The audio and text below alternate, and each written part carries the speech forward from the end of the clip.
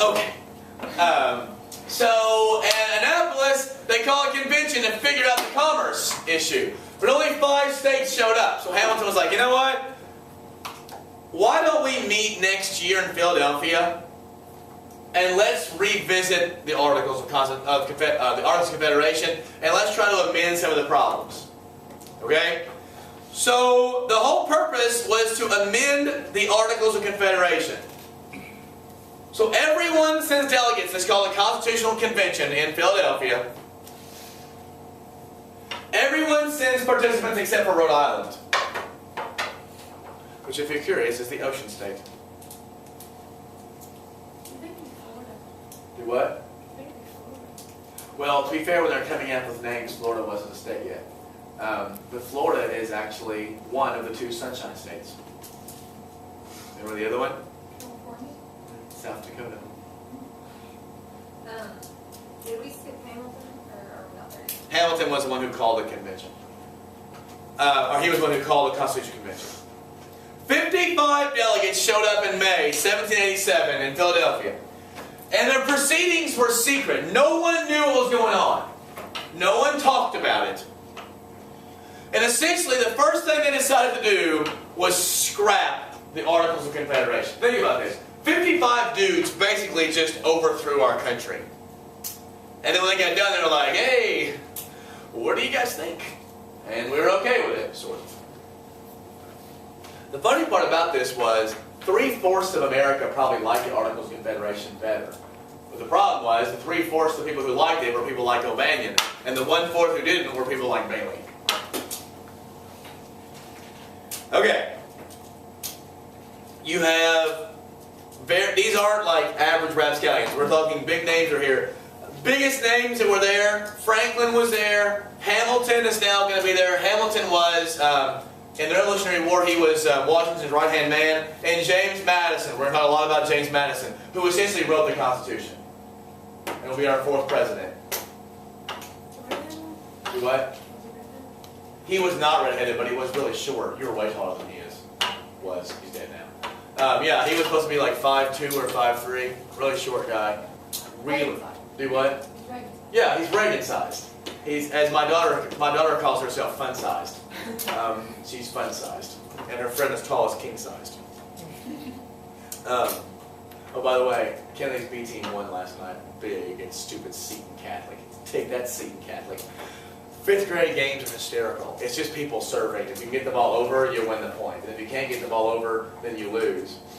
It was really fun to watch. And they were all excited. All the girls showed up and they had eye black on underneath their eyes for their game. Yeah, I showed up after your guys' practice. I went and ran afterwards, and I got back and I was like, why does everybody do this?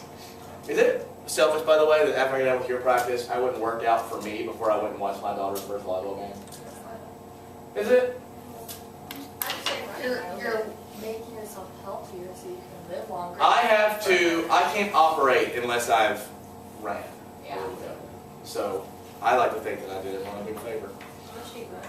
Do what? How much do you run? Like a week or a day? Like or how many miles? I know. It depends on the day. I mean, during a week. Not as much as probably cross country. Like I'll do in the summer I'll be mid-30s probably, and like right now I'm like high 20s. And I haven't done triathlons for a while, so I've stopped swimming the last couple months. But I used to swim a couple miles and run a bit. But I stopped lifting weights. I just do. Remember I talked to you about pull-ups and dips and push-ups and crunches?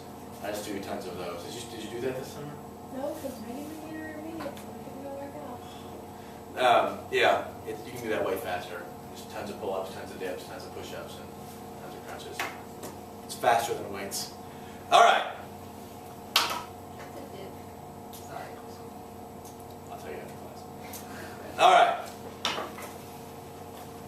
Madison disagreed with the Articles. The Articles basically said all the power the central government gets comes from the states. Madison said that's not right. Power doesn't come from states. Who does the government get its power from? No. People. Power, it comes from the people, not from states. So the idea of a strong central government is a better idea than getting it from the states. So the Articles were scrapped. Congress did not want this, but this is what they got. And so now all of a sudden, you're starting to get big fights in the Constitutional Convention already. And we don't know about this till later. Like, people weren't talking about it in Philadelphia because everybody was scared that if they told everybody they'd already scrapped the Articles of Confederation, there'd be a riot, right? So all of the proceedings were held in secret. Went on for a couple months, held in secret. And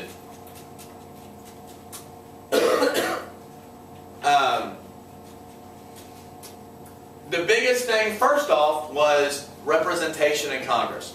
There were two plans, the Virginia plan and the New Jersey plan. The Virginia plan, what do you think Virginia wanted in terms of representation in Congress? Population. Population. They wanted more votes. They wanted to have a bicameral legislature. By the way, this current Congress and the Articles was not bicameral, it just had one house. What do we call that? Unicameral. They wanted a bicameral legislature and both houses of Congress be based on population. That would benefit the bigger states, population-wise. Small states like New Jersey were like, no, we want it based on equality, similar to this Congress. And it looked like right off the bat, this wasn't gonna work. And again, we know all this because people were taking notes during this, and we're getting all this information from people's notes later. And people talked about it afterwards and wrote about it, but during the proceedings it did not. Yeah. Did the New Jersey plan also want a unicameral? Yeah, they wanted unicameral. They wanted basically the same thing, unicameral and based on equality.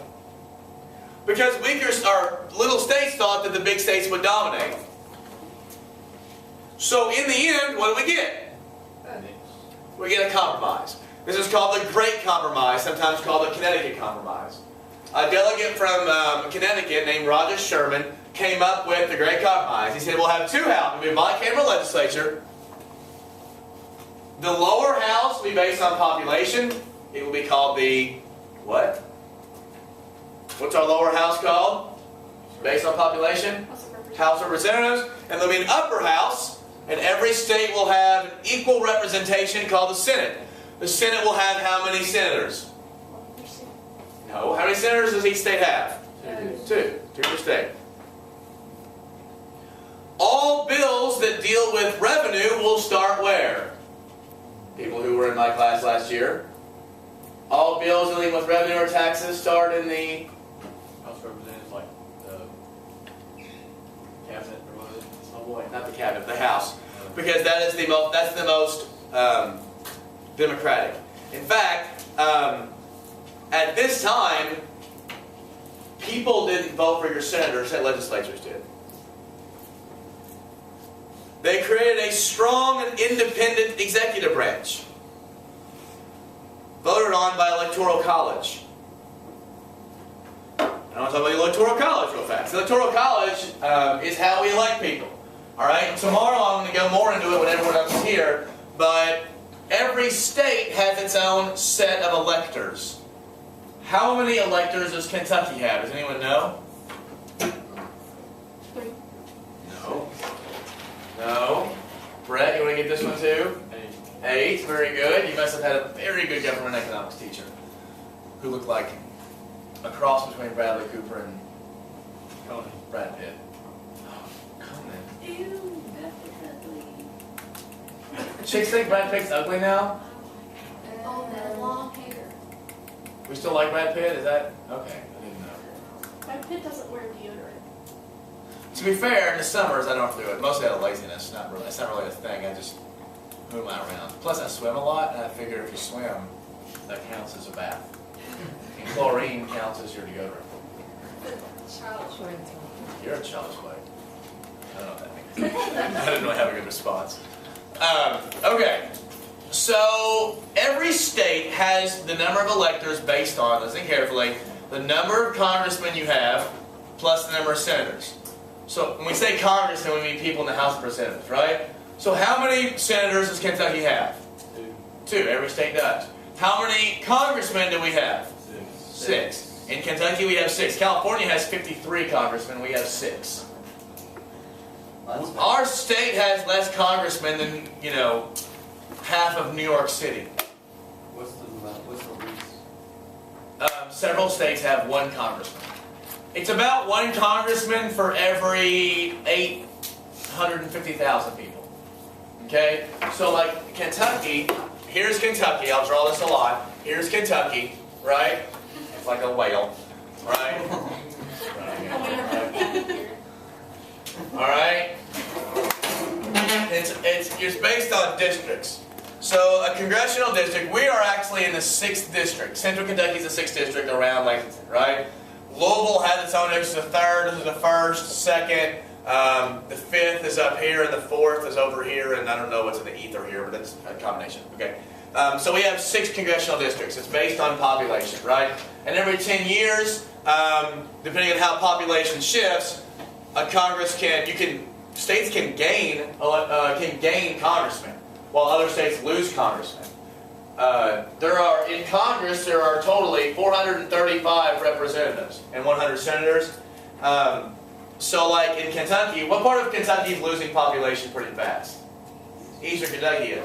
So the 6th district actually picked up a couple eastern Kentucky counties, which essentially, by the way, killed Ben Chandler. Andy Barr, how many guys you see those commercials where it was coal people saying, Ben Chandler is the devil, or something like that? He lost because now he had a couple coal counties, and it killed him. Yeah. Is this where the census comes in? Why it's so important? Yeah, the census comes in because that decides on your districting. Can you stop that, please? All right, tomorrow we'll finish with the